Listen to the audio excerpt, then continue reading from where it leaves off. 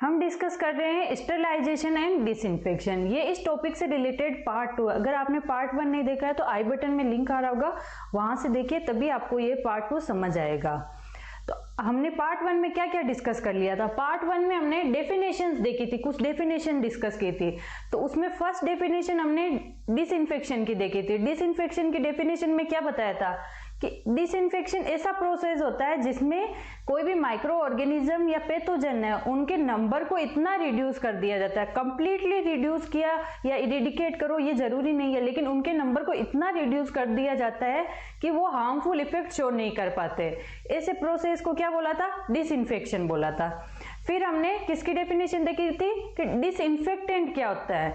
Disinfectant क्या बताया था कि ऐसे केमिकल सब्सटेंस या ऐसे एजेंट जो नॉन लिविंग थिंग्स या इनएनिमेटेड ऑब्जेक्ट या सरफेस को क्लीन करने के लिए यूज किए जाते हैं, उनको क्या बोला था? डिसइंफेक्टेंट बोला था। फिर हमने एंटीसेप्टिक की डेफिनेशन देखी थी। एंटीसेप्टिक की डेफिनेशन में क्या बताया था कि एंटीसेप्टिक ऐसे सब्सटेंस होते हैं जो लिविंग टिश्यूज पे सेफली यूज किए जा सके, उन्हें एंटीसेप्टिक बोला था। फिर उसके बाद स्टेरिलाइजेशन की डेफिनेशन देखी थी। स्टेरिलाइजेशन में क्या बताया था? स्टेरिलाइजेशन ऐसा प्रोसेस होता है जिसमें वेजिटेटिव फॉर्म और स्पोर फॉर्म, कोई भी माइक्रो ऑर्गेनिज्म है उसकी वेजिटेटिव फॉर्म तो डिस्ट्रॉय होगी, उसके साथ स्पोर भी डिस्ट्रॉय होंगे। तो ऐसे प्रोसेस को क्या बोला था? स्टेरिलाइजेशन। डिसइंफेक्शन में only for vegetative form he destroy हो रही थी, स्पोर फॉर्म डिस्ट्रॉय नहीं हो रही थी। वहीं स्टेरिलाइजेशन में वेजिटेटिव फॉर्म के साथ स्पोर भी डिस्ट्रॉय हो रहे हैं, तो उसे स्टेरिलाइजेशन प्रोसेस बोला था। फिर उसके बाद हमने डिसइंफेक्शन और स्टेरिलाइजेशन के बीच में डिफरेंस देखा था। इसका बताया था कि इसमें अलग से भी शॉर्ट नोट में ये 5 मार्क्स के क्वेश्चन में आ सकता है कि स्टेरिलाइजेशन और डिसइंफेक्शन में आप डिफरेंस बताइए। फिर टाइप ऑफ डिसइंफेक्शन देखा था। तो कितने टाइप के डिसइंफेक्शन बताए थे? तो 3 टाइप के डिसइंफेक्शन बताए थे। कौन कौन से? प्रीकरंट या प्रीकरंट को और क्या बोला था? प्रोफाइलेटिक डिसइंफेक्शन बोला था।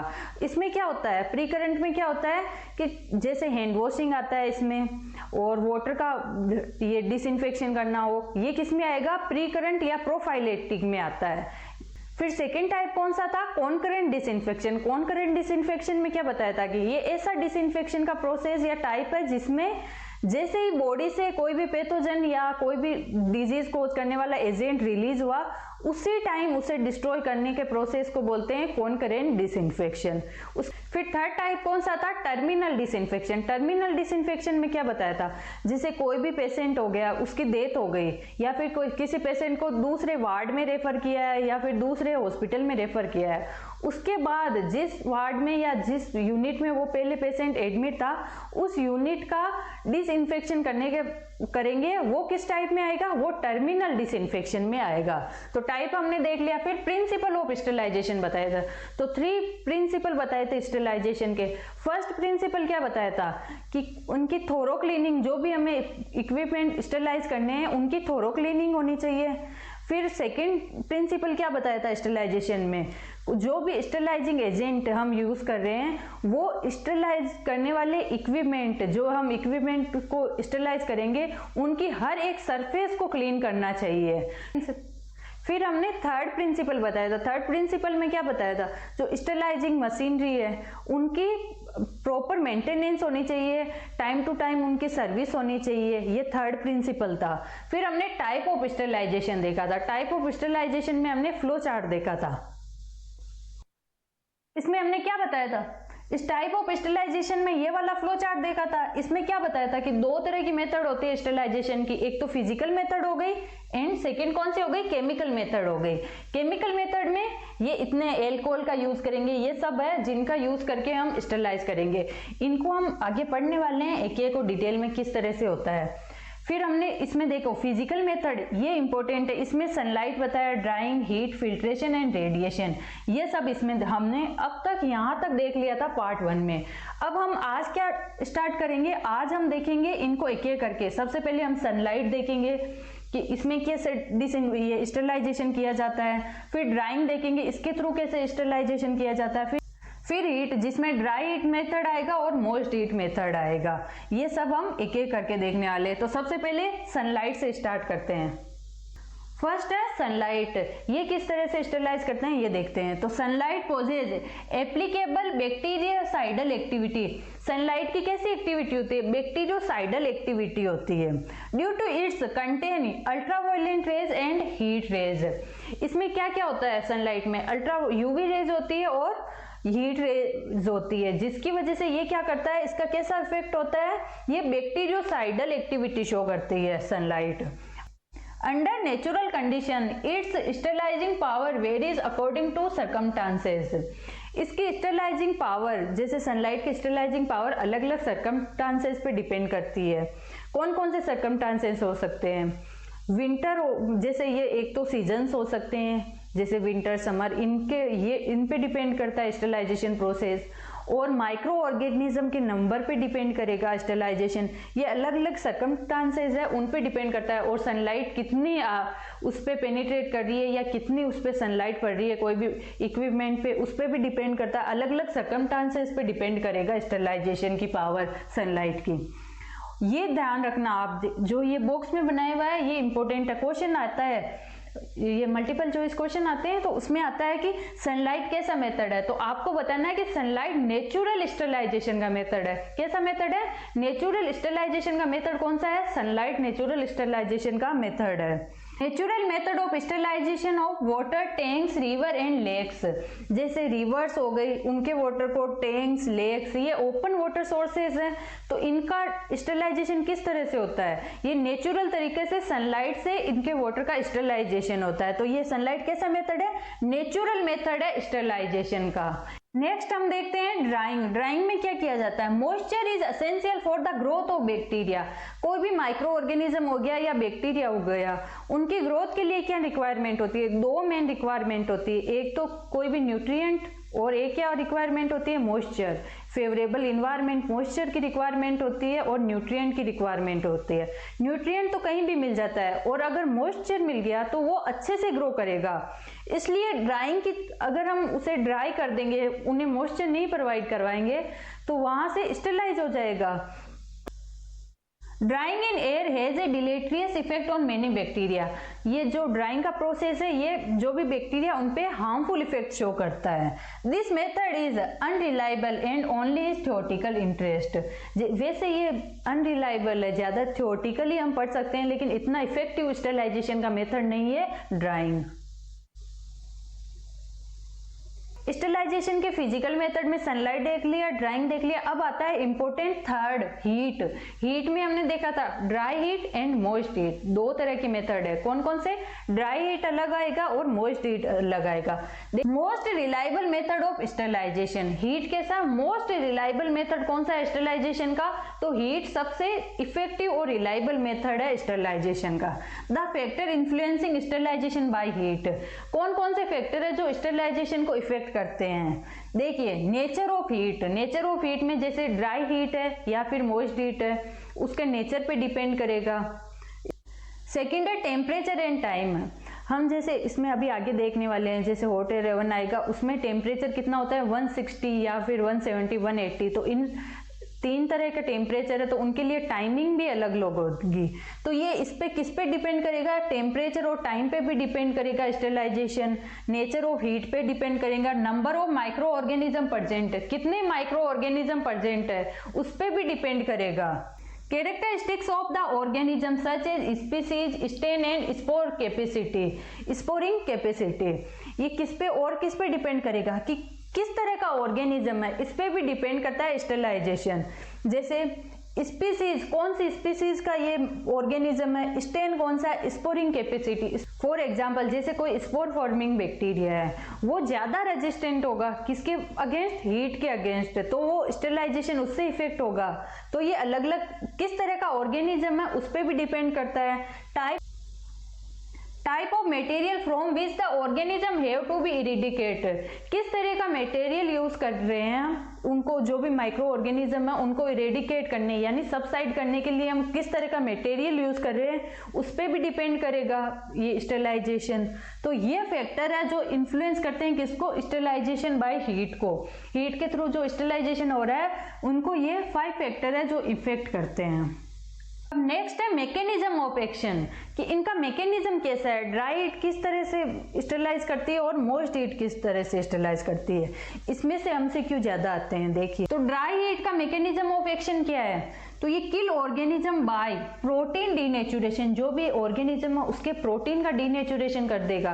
प्रोटीन का डीनेचुरेशन होगा तो ऑटोमेटिकली जो भी माइक्रो ऑर्गेनिज्म है वो किल हो जाएगा। या फिर और क्या कर सकता है, ऑक्सीडेटिव डैमेज कर देगा। ये ड्राई हीट है, उसकी वजह से उसमें ऑक्सीडेटिव डैमेज होगा, उसकी वजह से माइक्रो ऑर्गेनिज्म नष्ट हो जाएगा।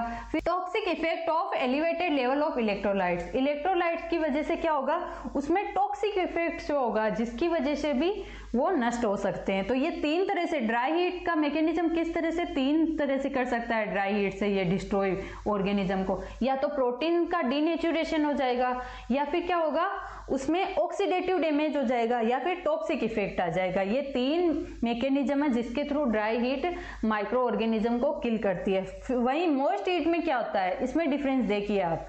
किल माइक्रो ऑर्गेनिज्म बाय कोएगुलेशन, एक तो क्या करेगा, कोएगुलेशन कर देगा, प्रोटीन या जो भी उसमें एंजाइम है उनका कोएगुलेशन हो जाएगा, जिसकी वजह से कोएगुलेशन की वजह से क्या होगा, माइक्रो ऑर्गेनिज्म नष्ट हो जाएगा। तो ड्राई हीट में डीनेचुरेशन तो आ रहा था, लेकिन इसमें जो मोइस्ट हीट है इसमें कोएगुलेशन है, ये डिफरेंट है।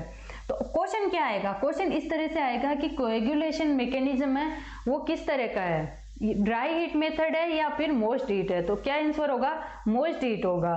या फिर आएगा ऑक्सीडेटिव किस तरह का मैकेनिज्म ऑफ एक्शन है, तो वो ड्राई हीट का है।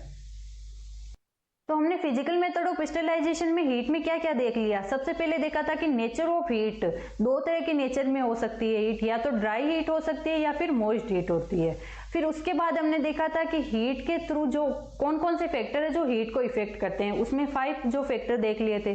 उसके बाद में मैकेनिज्म ऑफ एक्शन क्या है हीट का, उसमें देखा था कि ड्राई हीट का अलग मैकेनिज्म है और उसमें मॉइस्ट हीट का अलग मैकेनिज्म है। अब हम देखते हैं कि ड्राई हीट किस तरह से स्टरलाइज करती है, उसके अलग अलग उसमें अलग अलग आएंगे, जैसे रेड हीट आएगा, फ्लेमिंग आएगा, इंसिनरेशन आएगा, हॉट एयर ओवन आएगा। ये 4 मेथड है जिसके थ्रू स्टरलाइज करेंगे। ये किसमें आएंगे, ड्राई हीट में आ रहे हैं। रेड हीट में क्या किया जा रहा है, materials are held in the flame of a Bunsen burner till they become red hot. जो भी हमें मटेरियल को स्टरलाइज करना है, जैसे इसमें ये पिक्चर में शो किया गया है, ये बंसन बर्नर है, इसमें ये इनोकुलेटिंग ल्यूप है, इसको स्टरलाइज किया जा रहा है। इनोकुलेटिंग ल्यूप क्या होता है, कोई भी सैंपल में से हमें जो भी सैंपल को पिक करने के लिए इक्विपमेंट यूज करते हैं उसे इनोकुलेटिंग ल्यूप या इनोकुलेटिंग वायर बोलते हैं।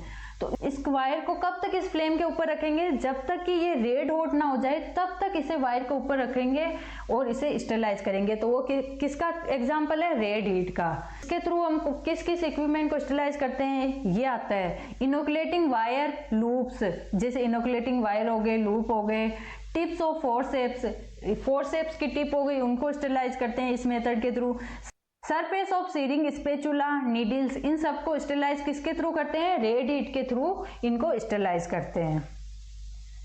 नेक्स्ट आता है flaming. Materials are passed through the flame of a Bunsen burner without allowing them to become red hot.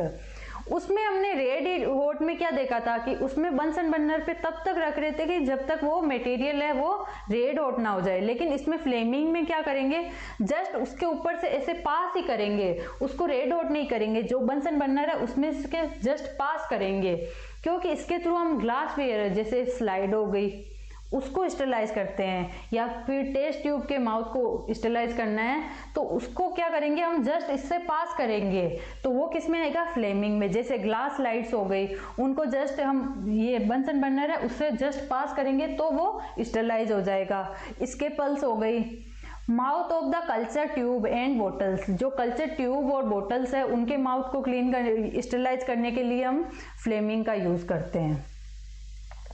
Dry heat में थर्ड आता है इंसिनरेशन। इंसिनरेशन में क्या होता है, इसमें जो भी हमें जिसको भी डिस्ट्रॉय करना होता है, इसमें डायरेक्टली डिस्ट्रॉय होता है, जो भी मटेरियल होता है वो डायरेक्टली डिस्ट्रॉय हो जाता है। किस में कन्वर्ट हो जाता है, एस में कन्वर्ट हो जाता है, यानी राख में कन्वर्ट हो जाता है।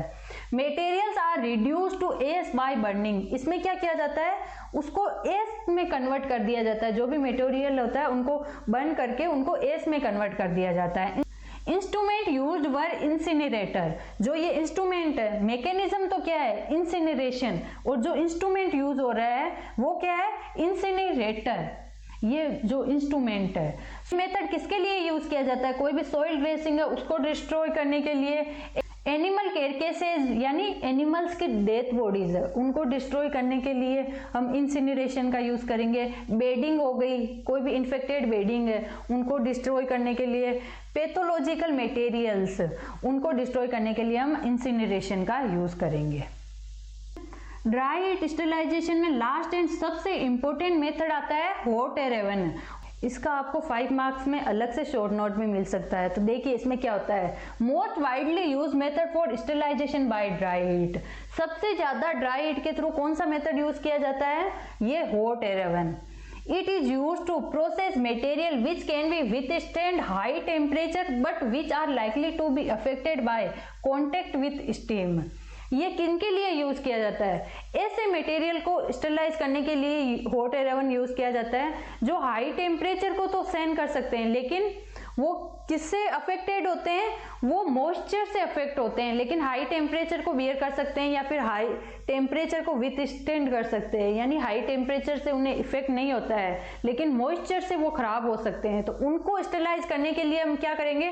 ड्राई हीट का कौन सा मेथड यूज करेंगे? Hot air oven method use करेंगे। It is a method of choice for the sterilization of glassware, forceps, scissors, scalpel, swab stick, packet in a test tube। इन सब को स्टेरिलाइज करने के लिए चॉइस ऑफ स्टेरिलाइजेशन का method कौन सा है? Hot air oven. मेनली आएगा कि ग्लासवेयर को स्टेरिलाइज करने के लिए कौन सा मेथड यूज करेंगे हम, तो उसका आंसर क्या होगा? Hot air oven. फोर्सेप्स हो गई, ये सीजर्स हो गई, स्केपल्स हो गई, swab stick, packet in the test tube, ये सब स्टेरिलाइज किसके थ्रू किए जाते हैं? हॉट एयर ओवन के थ्रू ये स्टेरिलाइज किए जाते हैं। Material such as oil, jelly and powders which are impervious to steam are sterilise by hot air oven. ये क्वेश्चन आया हुआ है कि पाउडर, कोई भी पाउडर हो गया, ड्रेसिंग पाउडर हो गया, उनको किस तरह से स्टेरिलाइज करेंगे, किस मेथड से? तो उसका आंसर क्या होगा? हॉट एयर ओवन उसका आंसर होगा। तो ये ध्यान रखना, मेनली ग्लासवेयर के लिए पाउडर, जेली, ऑयल्स, इनके लिए हॉट एयर ओवन यूज किया जाता है। Hot air oven is electrically heated and it is fitted with a thermostat that maintain the chamber air at a chosen temperature। कि hot air oven को electrically heat किया जाता है और इसमें क्या फिट किया होता है? थर्मोस्टेट, जो क्या करता है कि हमने जो चूज किया है टेम्परेचर, इसमें हम एक फिक्स टेम्परेचर चूज करते हैं, उसको मेंटेन करने का काम कौन करता है? थर्मोस्टेट होता है इसके अंदर, वो मेंटेन करने का काम करता है। किसको मेंटेन? टेम्परेचर को maintain. Fitted with A fan that distribute hot air oven in the chamber. इसमें एक फैन लगा होता है, जो भी इसमें एयर होती है वो उसको सर्कुलेट करता रहता है, उसको डिस्ट्रीब्यूट करने का काम कौन करता है? इसके अंदर हॉट एयर ओवन के अंदर फैन होता है, वो इसको एयर को डिस्ट्रीब्यूट करता है। अब देखिए होल्डिंग टेम्परेचर एंड टाइम। हमने देखा था कि स्टेरिलाइजेशन किस पे डिपेंड करेगा, उसमें फैक्टर अफेक्टिंग में हमने टाइम एंड टेम्परेचर देखा था। तो क्वेश्चन आता है कि टेम्परेचर, हॉट एयर ओवन का टेम्परेचर कितना होता है? तो मेनली क्या इसका टेम्परेचर कितना होता है? 160 डिग्री सेल्सियस टेम्परेचर होता है। उसके लिए हमें टाइमिंग कितनी रखनी होगी? 120 मिनट के लिए हम कितना टेम्परेचर देंगे? 160 डिग्री सेल्सियस टेम्परेचर देंगे। अगर हमारे पास टाइम कम है, तो उसके लिए हम क्या करेंगे? टेम्परेचर को बढ़ा देंगे तो टाइम अपने आप कम हो जाएगा। तो 170 डिग्री सेल्सियस टेम्परेचर अगर हम रख रहे हैं तो उसके लिए हमें 60 मिनट रखना होगा स्टेरिलाइजेशन के लिए। और अगर हमें स्टेरिलाइज 60 मिनट से कम टाइम में करना है तो हम क्या करेंगे? टेम्परेचर कितना बढ़ा देंगे? 180 डिग्री सेल्सियस उसका टेम्परेचर कर देंगे, तो टाइमिंग कितनी हो जाएंगी? 30 मिनट। तो आपको ये लर्न कर लेना है कि हॉट एयर ओवन का टेम्परेचर, होल्डिंग टेम्परेचर कितना होता है और टाइमिंग कितनी होती है। 160 के लिए इसका ये टाइमिंग कितनी होगी? 120 मिनट। 170 डिग्री सेल्सियस टेम्परेचर होगा तो 60 मिनट होगी। 180 डिग्री सेल्सियस टेम्परेचर होगा तो टाइमिंग कितनी होगी? 30 मिनट होगी। ये कुछ स्पेशल केसेज है टाइमिंग और टेम्परेचर के लिए। कौन कौन से? Cutting instrument such is those used in ophthalmic surgery should be sterilise at. जो ऑप्थेल्मिक सर्जरी यानी आई की सर्जरी के लिए जो इंस्ट्रूमेंट, कटिंग इंस्ट्रूमेंट यूज कर रहे हैं, उनके लिए टेम्परेचर और टाइमिंग कितना है? 150 डिग्री सेल्सियस फॉर 2 आवर। तो नॉर्मली तो हमने देखा था कि 160 डिग्री सेल्सियस टेम्परेचर होगा तो 2 आवर के लिए रखना है, लेकिन ये स्पेशल केस है, जैसे कटिंग इंस्ट्रूमेंट किसमें यूज होते हैं, ऑप्थेल्मिक सर्जरी में यूज होने वाले, उनको स्टेरलाइज करने के लिए हम 150 डिग्री सेल्सियस टेम्परेचर ही रखेंगे और टाइमिंग कितनी होगी, 2 आवर उसमें टाइमिंग होगी। Oil, glycerol and dusting powder should be sterilise at 150 degree Celsius for 1 hour. इनको स्टेरलाइज करने के लिए जो ऑयल हो गया, ग्लिसरॉल हो गया और डस्टिंग पाउडर हो गया, इनको स्टेरलाइज करने के लिए 150 डिग्री सेल्सियस टेम्परेचर होना चाहिए और 1 आवर के लिए इसे स्टेरलाइज करेंगे हम। ये हॉट एयर ओवन इस तरह के दिखाई देते हैं, ये बाहर से और ये अंदर से इस तरह के। इसमें एक फैन फिट होता है जो और थर्मोस्टेट फिट किया होता है। थर्मोस्टेट क्या करेगा, जो टेम्परेचर हमने मेंटेन करा है, जो डिसाइड किया है, उसको मेंटेन करने का काम करता है। उसको फिक्स रखने का काम कौन करेगा, थर्मोस्टेट करेगा। और फैन क्या करेगा, इसमें जो भी एयर हो रही है उसको डिस्ट्रीब्यूट करने का काम फैन करेगा। नेक्स्ट पॉइंट आता है प्रिकॉशंस। हॉट एयर ओवन को हमें यूज करने के लिए कौन कौन से प्रिकॉशंस ध्यान रखने होते हैं। शुड नॉट बी ओवरलोडेड, इसको ओवरलोड नहीं कर देना है। ओवरलोड करेंगे तो क्या होगा, अच्छे से हर एक सरफेस की, जैसे कोई भी इक्विपमेंट है उसकी हर एक सरफेस स्टेरलाइज नहीं होगी, इसलिए ओवरलोड नहीं किया जाता है। Arrange in a manner which allow free circulation of air, और जो भी मटेरियल इसमें अरेंज कर रहे हैं, जो भी इक्विपमेंट इसमें हम अरेंज कर रहे हैं, उनको इस तरह से अरेंज करेंगे कि एयर की फ्री सर्कुलेशन हो, तभी अच्छे से स्टेरलाइज होगा। Material to be sterilise should be perfectly dry, जो भी मटेरियल स्टेरलाइज करने हैं उनको इसके अंदर रखने से पहले उनको अच्छे से ड्राई कर लेना है। Test tube, flask etcetera should be fitted with a cotton plug. हमने देखा था कि इसमें ग्लास वेयर्स है उनको स्टेरलाइज किया जाता है, तो ग्लास वेयर में टेस्ट ट्यूब आएगी, फ्लास्क आएगा, उनको क्या करना है, स्टेरलाइज करने से पहले, इसके हॉट एयर ओवन के अंदर रखने से पहले इनको कॉटन से फिल कर देना है, जिससे क्या होगा, ये क्रैक नहीं होंगे। इसलिए जो भी टेस्ट ट्यूब या फ्लास्क है इनको हॉट एयर ओवन के अंदर रखने से पहले इनको कॉटन से फिल कर देना होता है। Petri dish and pipette should be raped in A paper, और इनको जो पेट्री डिश और पिपेट है इनको रेप किसके अंदर करना है, पेपर के अंदर रेप करके रखना है। रबर, कोई भी रबर मटेरियल हो गया, इनफ्लेमेबल मटेरियल है, उनको हॉट एयर ओवन से स्टेरलाइज नहीं करना होता है। इनफ्लेमेबल मटेरियल मतलब ज्वलनशील पदार्थ है, उनको हम स्टेरलाइज नहीं करते हैं हॉट एयर ओवन से, और रबर मटेरियल को भी हॉट एयर ओवन से स्टेरलाइज नहीं करते हैं। ये इंपॉर्टेंट पॉइंट आता है, the oven must be allowed to cool for 2 hours before opening since glass wares में crack by a sudden cooling, कि स्टेरलाइज करने के बाद हमें ओवन को 2 आवर के बाद ओपन करना है, जिससे जो ग्लास वेयर है वो क्रैक नहीं होंगे। अगर हम अचानक से ओपन कर देंगे तो ग्लास वेयर है वो क्रैक हो जाएंगे। Uses of hot air oven, अब हॉट एयर ओवन का क्या क्या यूज है, sterilisation of glass wares like जैसे ग्लास सिरिंज हो गई, पेट्री डिश हो गई, पिपेट हो गई, टेस्ट ट्यूब हो गई। ग्लास वेयर को स्टेरलाइज करने के लिए हम हॉट एयर ओवन का यूज करते हैं। सर्जिकल इंस्ट्रूमेंट लाइक स्कैपल्स, सिरिंजेस हो गई, फोर्सेप्स हो गई, इनको स्टेरलाइज करने के लिए हम हॉट एयर ओवन का यूज करते हैं। Chemicals like liquid, paraffins, fats, powders हो गई, इनको स्टेरलाइज करने के लिए भी हम हॉट एयर ओवन का यूज करते हैं। हॉट एयर ओवन का लास्ट और important point sterilisation controls. Sterilisation controls क्या होते हैं कि हमें पता कैसे चलेगा कि स्टेरलाइज हो गया है, उसके लिए कुछ कंट्रोलर होते हैं जिसकी हेल्प से हमें पता चल जाता है कि स्टेरलाइज हो गया है। कोई भी उसमें टेक्निकल मिस्टेक हो गई, कोई ओवन है हॉट एयर ओवन में, तो हम टाइमिंग, टेम्परेचर हमने तो सेट कर दिया, लेकिन उसमें स्टेरलाइज हुआ है या नहीं इसका पता करने के लिए कुछ कंट्रोलर होते हैं।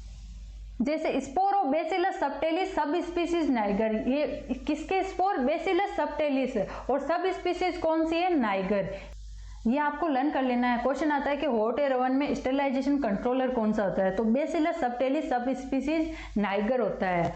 ये क्या होता है, ये स्पोर होते हैं, बेसिलस सबटेलिस सब स्पीसीज नाइगर के स्पोर होते हैं। उनको हम एक पैकेट में बंद करके उसके पैकेट को हम क्या करते हैं, हॉट एयर ओवन के अंदर रख देते हैं। जब हम स्टेरलाइज कर रहे हैं मटेरियल को उसी वक्त उसको हम रख देते हैं। तो जैसे ही हम ओवन को ओपन करते हैं सबसे पहले हम उस पैकेट को निकालते हैं और देखते हैं कि उसमें वो डिस्ट्रॉय हो गए हैं स्पोर, इसका मतलब स्टेरलाइजेशन हो गया है। अगर स्पोर डिस्ट्रॉय नहीं हुए हैं इसका मतलब स्टेरलाइजेशन नहीं हुआ है। तो हॉट एयर ओवन के लिए स्टेरलाइजेशन कंट्रोलर कौन है? Bacillus subtilis sub species Niger. और हम किसका यूज करके स्टेरिलाइजेशन का पता लगा सकते हैं? थर्मोकपल्स। ये क्या होते हैं? ये एक इंस्ट्रूमेंट है जिसके से टेम्परेचर मेजर किया जाता है और हम स्टेरिलाइजेशन का पता लगाते हैं। ब्राउन्स ट्यूब, ये क्या होती है? Tube containing red colour solution. इन ट्यूब में रेड कलर का सॉल्यूशन होता है। अगर स्टेरिलाइजेशन जैसे जैसे टेम्परेचर बढ़ेगा और स्टेरिलाइजेशन हो जाएगा तो ये ट्यूब में जो मटेरियल है या सॉल्यूशन है उसका कलर रेड से कैसा हो जाएगा? ग्रीन हो जाएगा। ग्रीन हो गया इसका मतलब स्टेरिलाइजेशन हो गया है। is inserted in each load and color change from red to green indicate proper sterilization। In brown tube का कलर अगर रेड से ग्रीन हो गया इसका मतलब स्टेरिलाइजेशन हो गया। तो इसमें हॉट एयर ओवन में स्टेरिलाइजेशन कंट्रोलर कौन है? Bacillus subtilis sub species Niger, thermocouples, brown tubes, ये इसमें स्टेरिलाइजेशन कंट्रोलर है। हॉट एयर ओवन का अलग से क्वेश्चन आता है तो आपको क्या करना है? सबसे पहले आप क्या करना? स्टेरिलाइजेशन की डेफिनेशन लिख देना। उसके बाद क्या करना? ये कुछ पॉइंट है, इन पॉइंट में कौन कौन से लिखने हैं? सबसे पहले ये कि मोस्ट वाइडली यूज स्टेरिलाइजेशन का मेथड है ड्राई हीट में, ये लिख देना। इसके बाद ये वाली लाइन लिख देना, आप ये वाले पॉइंट लिखना। और ये वाले पॉइंट यहाँ लिखो जरूरी नहीं है क्योंकि ये तो अभी नीचे आ जाएंगे किस किस के लिए यूज करते हैं, ग्लास वेयर के लिए। ये पॉइंट आप छोड़ सकते हो अभी। और फिर हॉट एयर ओवन में क्या ये इलेक्ट्रिकली हीट किए जाते हैं, ये दो पॉइंट इसमें लिख देना। तो ये इंट्रोडक्शन में आप सबसे पहले स्टेरिलाइजेशन की डेफिनेशन लिखेंगे, फिर हॉट एयर ओवन ये हेडिंग डालेंगे और उसमें क्या करेंगे? ये 4 पॉइंट लिख देना, 2 पॉइंट ये और 2 पॉइंट ये। फिर आपको ये होल्डिंग टेम्परेचर एक छोटी सी टेबल बनानी है और उसमें होल्डिंग टेम्परेचर ऊपर हेडिंग डाल के टेम्परेचर लिख देना एक साइड और उसके एक साइड क्या लिख देना? होल्डिंग टाइम लिख देना। ये लिखना इंपॉर्टेंट है। फिर अगर आपको याद रहता है तो ये स्पेशल केसेस है, इनको भी आप लिख देना। फिर टेम्परेचर और टाइम के बाद आप क्या लिखोगे? प्रिकॉशंस, कि हमें कौन कौन से प्रिकॉशंस ये ध्यान रखना, ये भी लिखना जरूरी है। उसके बाद नेक्स्ट पॉइंट क्या लिखोगे? Uses of hot air oven. तो कौन को क्या क्या यूज है हॉट एयर ओवन का, ये यूजेस लिख देना। उसके बाद कि इनका ग्लास वेयर का स्टेरिलाइजेशन के लिए ये स्कापल, इनका स्टेरिलाइजेशन लिक्विड हो गए, पैराफिन फेट, इनको स्टेरिलाइज करने के लिए हम किसका यूज करते हैं? Hot air oven. इसमें एक्सेट्रा की जगह आप पाउडर्स लिख देना क्योंकि ऊपर आया हुआ था ना, तो यहाँ एक और ऐड कर देना, पाउडर्स। फिर उसके बाद नेक्स्ट पॉइंट क्या लिखोगे? स्टेरिलाइजेशन कंट्रोलर्स, जिसमें ये 3 पॉइंट लिख देना। अगर आपके 5 मार्क्स का क्वेश्चन आता है और आप इतना लिख देते हैं तो आपको फुल मार्क्स मिल जाएंगे इसमें। तो टाइप ऑफ स्टेरिलाइजेशन में अब तक हमने क्या क्या देख लिया? सनलाइट देख लिया, ड्राइंग देख लिया, हीट में ड्राई हीट के ये चारों मेथड देख लिए, रेड हीट देख लिया, फ्लेमिंग देख लिया, इंसिनरेशन देख लिया और हॉट एयर ओवन देख लिया। अब हम क्या देखने वाले हैं? मोस्ट हीट देखने वाले हैं। मोस्ट हीट में सबसे पहले क्या देखेंगे? टेम्परेचर बिलो 100 डिग्री, उसके बाद 800 डिग्री टेम्परेचर पे, फिर उसके बाद अबव 100 डिग्री सेल्सियस टेम्परेचर, ये देखेंगे। तो सबसे पहले स्टार्ट करते हैं temperature below 100 degree Celsius moist heat में। Moist heat is divided into 3 forms. कौन कौन सी फॉर्म है? Temperature below 100 degree Celsius, temperature 100 degree Celsius, temperature above 100 degree Celsius. जिसमें टेम्परेचर बिलो 100 डिग्री सेल्सियस में कौन कौन से मेथड आएंगे? पास्चुराइजेशन आएगा, वैक्सीन बाथ आएगा, वाटर बाथ आएगा और इंस्पिसेशन। वो हमने पहले ड्राई हीट में इंसिनरेशन देखा था और ये इंस्पिसेशन, ये अलग है वो अलग था। उसमें तो एस में कन्वर्ट हो रहा था, जो भी मटेरियल हम डिस्ट्रॉय करने के लिए यूज हो रहा था और जो मटेरियल हम उसके अंदर इंसिनरेटर में डाल रहे थे वो एस में कन्वर्ट हो रहा था। और ये इंस्पिसेशन है, low temperature steam formaldehyde sterilisation. ये सब किस में आएंगे? ये पांचों method temperature below 100 degree Celsius में। तो फर्स्ट है पास्चुराइजेशन। पास्चुराइजेशन का मेथड किसने दिया था? लुईस पास्चर ने पास्चुराइजेशन का मेथड दिया था, उनके नेम पे ही है ये pasteurisation. Milk is sterilised by this method. तो मिल्क को स्टेरिलाइज किस मेथड से किया जाता है? पास्चुराइजेशन। मिल्क के पैकेट पे लिखा हुआ आता है, आपने देखा होगा कि पास्चुराइज्ड मिल्क। तो स्टेरिलाइज मिल्क को करने के लिए पास्चुराइजेशन मेथड का यूज किया जाता है। इसमें भी अलग अलग मेथड है, 2 मेथड है, होल्डिंग मेथड और फ्लैश मेथड। होल्डिंग मतलब होल्डिंग का से हम क्या समझते हैं कि रोकना, होल्ड करना। तो जैसे होल्डिंग मेथड में ज़्यादा टाइम, रोकने से हमें मतलब इसमें ज़्यादा टाइम लगेगा, फ्लैश मेथड इसमें कम टाइम लगेगा। तो होल्डिंग मेथड में टाइमिंग और टेम्परेचर कितना है, टेम्परेचर तो है 63 डिग्री सेल्सियस टेम्परेचर होगा और टाइमिंग कितनी है 30 minute, followed by rapid cooling to 30 degree Celsius और लोअर। इसमें हम पास्चुराइजेशन में क्या करेंगे, पास्चुराइजेशन के होल्डिंग मेथड में हम क्या करेंगे, उसको जो बॉईल करेंगे, मिल्क को बॉईल कितने टेम्परेचर पे करेंगे, 63 डिग्री सेल्सियस टेम्परेचर पे बॉईल करेंगे। कितनी मिनट के लिए, 30 मिनट के लिए बॉईल करेंगे। उसके जस्ट बाद हम उस मिल्क को कूल करेंगे यानी ठंडा करेंगे। कितने टेम्परेचर पर, 30 डिग्री सेल्सियस टेम्परेचर होना चाहिए या फिर उससे कम टेम्परेचर होना चाहिए, उसको जस्ट कूल करेंगे। अब फ्लैश मेथड में क्या होता है, टेम्परेचर 72 डिग्री सेल्सियस टेम्परेचर होता है और टाइमिंग कितनी होती है 15 to 20 सेकेंड। यहाँ देखिए 30 मिनट है और यहाँ सेकेंड है। होल्डिंग मेथड में मिनट में टाइम है 30 मिनट और इसमें फ्लैश मेथड में सेकेंड में टाइम है 15 to 20 second, followed by rapid cooling temperature 13 degree Celsius और लोअर। ये कूलिंग टेम्परेचर है, ये तो दोनों में सेम है लेकिन टेम्परेचर और टाइम में डिफरेंस है। यहाँ टाइम कम है तो थोड़ा टेम्परेचर इंक्रीज किया गया है, 72 डिग्री सेल्सियस टेम्परेचर है। देखिए ये इसमें पास्चुराइजेशन का मेथड शो किया गया है। इसमें ये हीट प्रोवाइड की जा रही है, ये मिल्क इसमें फ्लोट कर रहा है इस तरह से, ऊपर से ये हीट प्रोवाइड कर दी जा रही है। 72 डिग्री सेल्सियस टेम्परेचर है मतलब फ्लैश मेथड है। और कूल कितना, ये टेम्परेचर इधर कितना है -4 डिग्री सेल्सियस टेम्परेचर है इधर।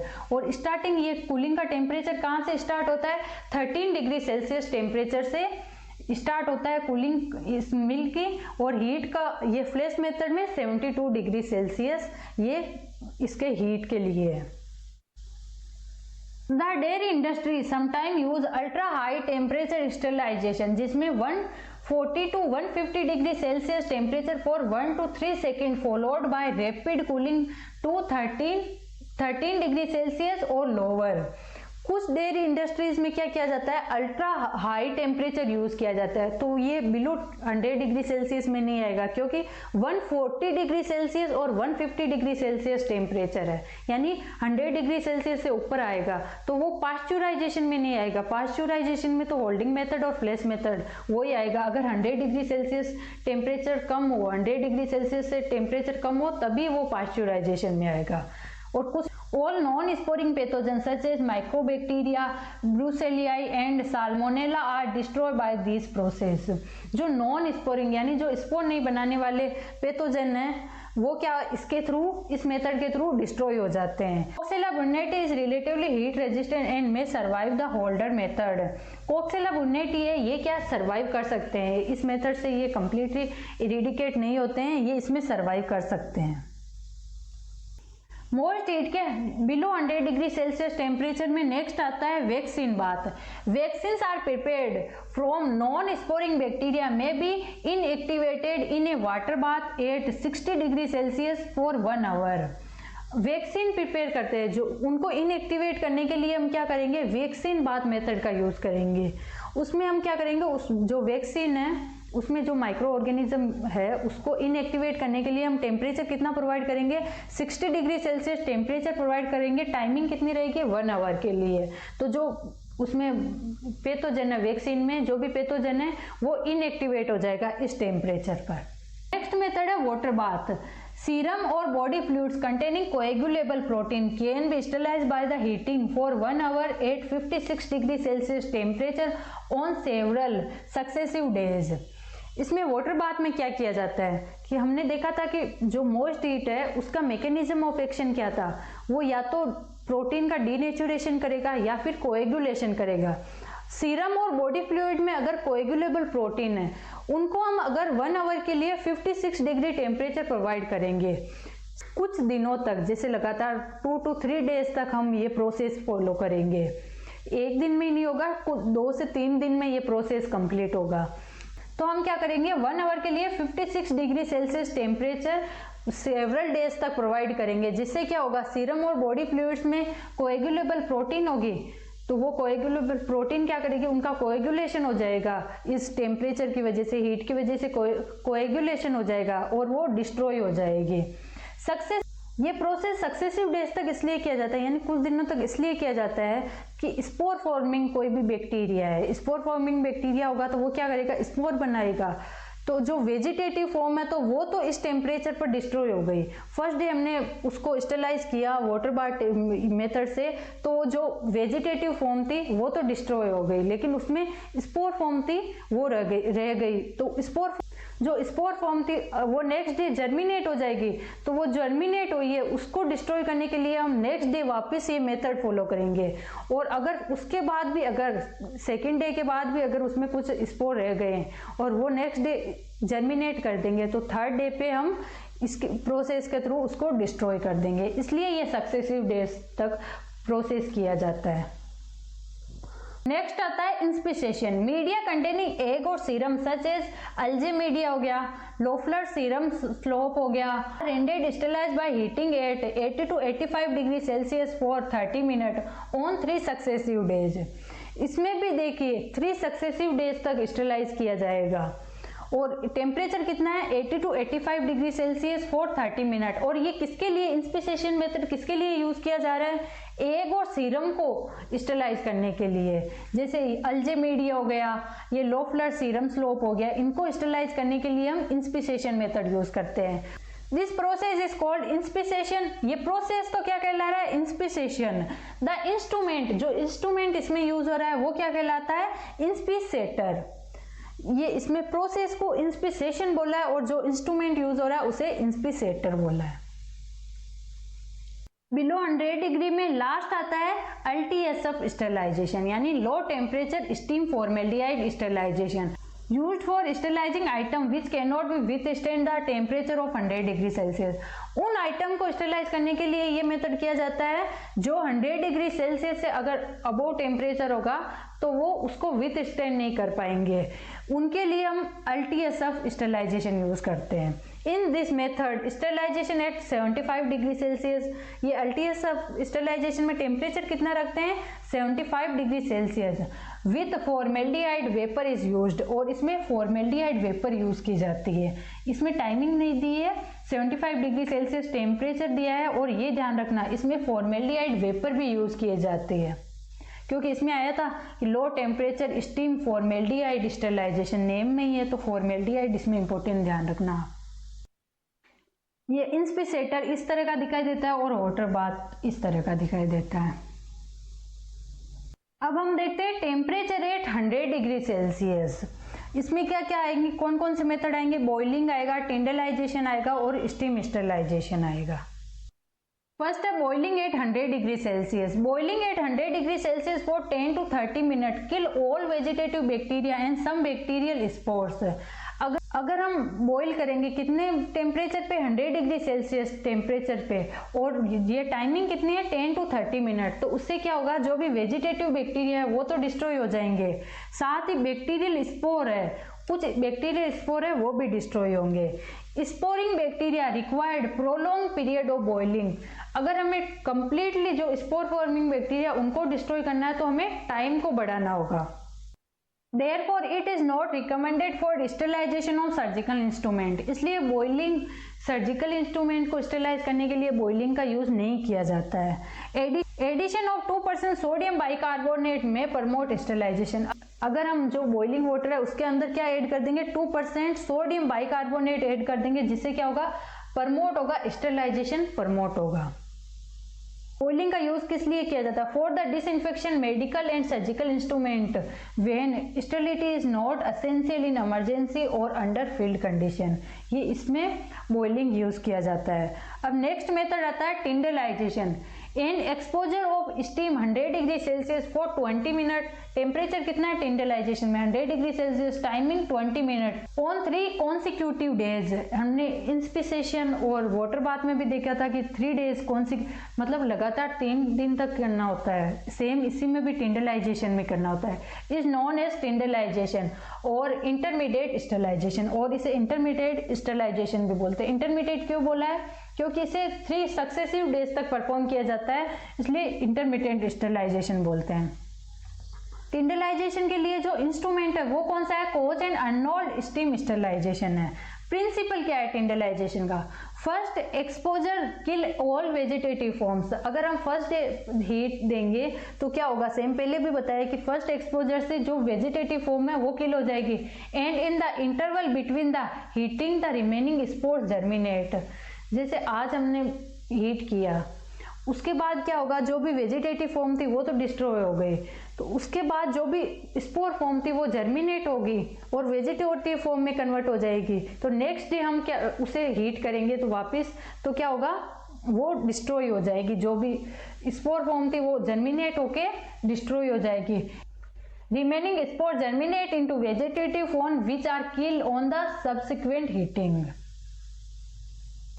अब यूज क्या है tyndallisation? Use for sterilisation of egg, serum और शुगर कंटेनिंग मीडिया। इनको स्टरलाइज करने के लिए हम टिंडलाइजेशन यूज करते हैं। Koch's and Arnold steam sterilisation इस तरह का दिखाई देता है। टेम्परेचर 800 डिग्री सेल्सियस में लास्ट आता है free steam 800 degree Celsius. Steam at normal atmospheric pressure is 800 degree Celsius. Normally हमें पता है कि वाटर बॉईल कितने टेम्परेचर पे होता है, 100 डिग्री सेल्सियस पे, तो इसे बोलते हैं free steam sterilisation. Above 100 degree Celsius हम देखेंगे तो उसमें ऑटोक्लेव आएगा। ऑटोक्लेव में हम क्या करेंगे, टेम्परेचर को बढ़ा देंगे, वो फ्री नहीं होगा, वो अंडर प्रेशर, यानी उसमें प्रेशर लगेगा, प्रेशर की वजह से बॉइलिंग पॉइंट इंक्रीज होगा। लेकिन ये क्या है, टेम्परेचर 100 डिग्री सेल्सियस टेम्परेचर है तो इसे फ्री स्टीम स्टरलाइजेशन बोलते हैं। Use to sterilise heat labile culture media. जो हीट लेबल यानी हीट लेबल मतलब हीट सेंसिटिव कल्चर मीडिया, उनको स्टरलाइज करने के लिए free steam 800 degree Celsius use करते हैं। A Koch's Arnold steam steriliser is used, same उसी की तरह। It consists of a vertical material cylindrical with a removable conical lead। इस पे अनरोल्ड स्टीम स्टरलाइजर पे एक लीड लगी होती है, वो कैसी होती है, कोनिकल होती है, जिसे रिमूव कर सकते हैं। Single exposure to steam for 90 minute ensure complete sterilisation. Complete sterilisation करने के लिए हमें टाइमिंग कितनी रखनी होगी, 90 मिनट। टेम्परेचर तो वैसे भी 100 डिग्री सेल्सियस है और वो टाइमिंग कितनी है, 90 मिनट। तो वो क्या करेगा, कंप्लीट स्टरलाइज कर देगा उस कल्चर मीडिया को। तो आज हमने फिजिकल मेथड ऑफ स्टरलाइजेशन में क्या क्या देख लिया, सनलाइट, ड्राइंग और हीट। हीट में कहाँ तक देख लिया, ड्राई हीट के सारे मेथड देख लिए, और मोस्ट हीट में टेम्परेचर बिलो 100 डिग्री देख लिया और टेम्परेचर 800 डिग्री सेल्सियस देख लिया। अब कुछ टॉपिक रहते हैं जैसे ऑटोक्लेव, ये काफ़ी इंपॉर्टेंट है, ये हम नेक्स्ट पार्ट में करेंगे। ऑटोक्लेव हो गया, ये रेडिएशन, फिल्ट्रेशन और केमिकल मेथड, ये हम पार्ट 3 में कवर करेंगे। आई होप अब तक जितना भी कराया आपको समझ आया होगा। Thank you.